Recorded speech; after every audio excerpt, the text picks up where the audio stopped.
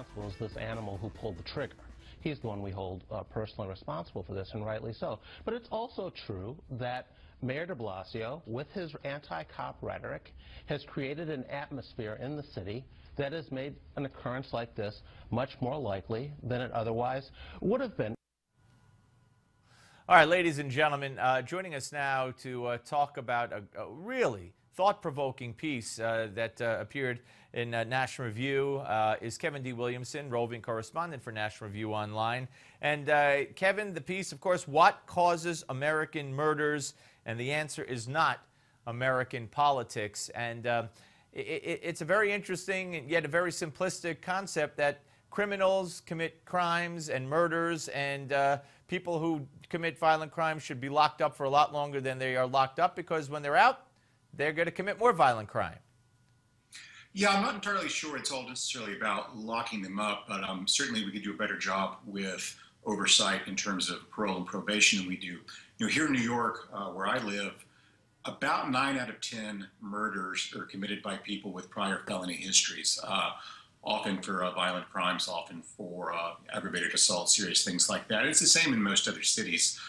So the number of crimes that you can really plausibly draw a connection back to some specific political cause is pretty low.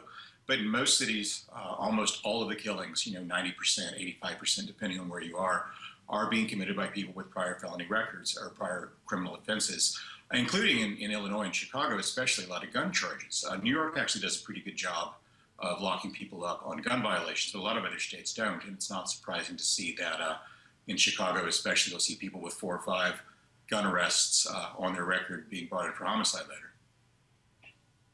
Yeah, and you could talk about, as you started your piece off referring to Gabby Giffords, and they tried to blame it on talk radio. They tried to blame it on a bullseye on Sarah Palin's website, where she, quote-unquote, targeted congressional districts in an upcoming political race, and said that because the target was on her district, that led to the shooting, too. And that, of course, is absurd and ridiculous. But although statistically insignificant, one really can't overlook the role that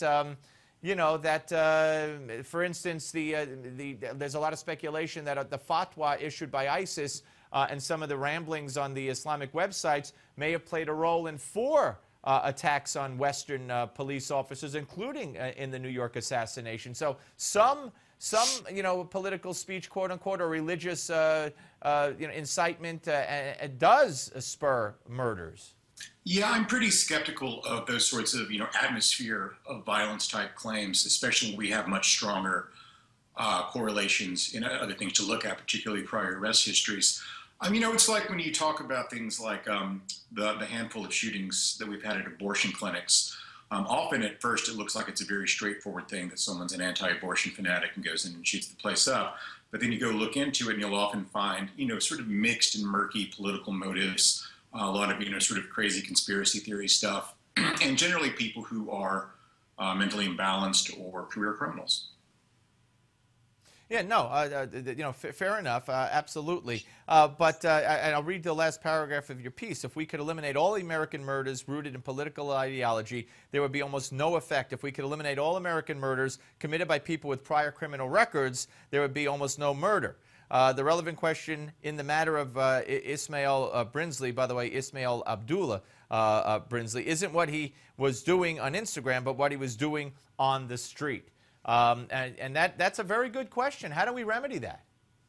Well, I think that we do a relatively poor job of keeping track of people once they've been released, either on parole or if they're on probation, however that works out. And I think we probably need to take some more invasive measures in that regard. We have this ridiculous thing we do of treating all the law-abiding citizens like criminals, in terms of, can you own a gun in New York where I live? Can you carry a gun in Chicago? But we don't treat the criminals like criminals. We sort of just more or less cut them loose at the end. We do a really bad job with managing people once they're out.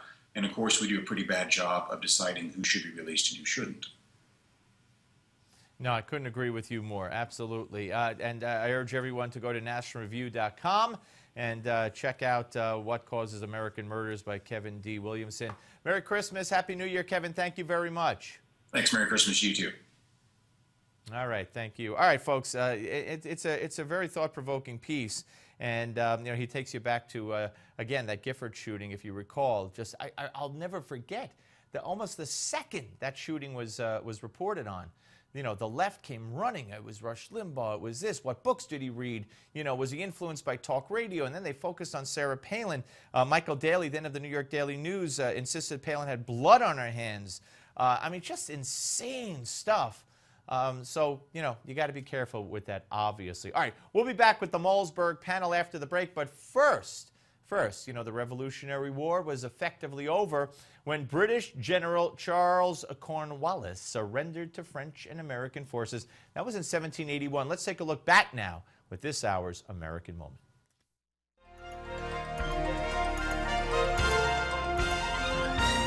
Exactly 6 years and 6 months after the first shots of the Revolutionary War were fired at Lexington and Concord, General George Washington had spent most of the war evading fixed battles against the superior armed British forces.